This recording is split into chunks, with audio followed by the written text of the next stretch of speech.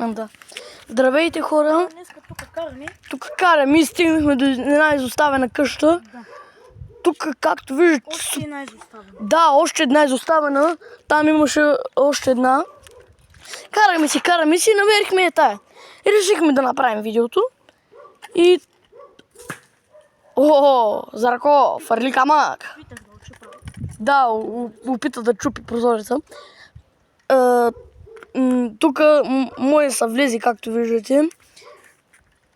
Там има врата, може да не се види. Там, тук един път видяхме нещо като дух, ако щете не вярвате. Само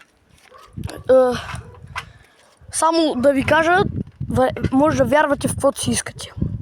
И в другото видео ще разследваме къщата. В смисъл, няма да влизаме вътре от тук. И чао, довиждане!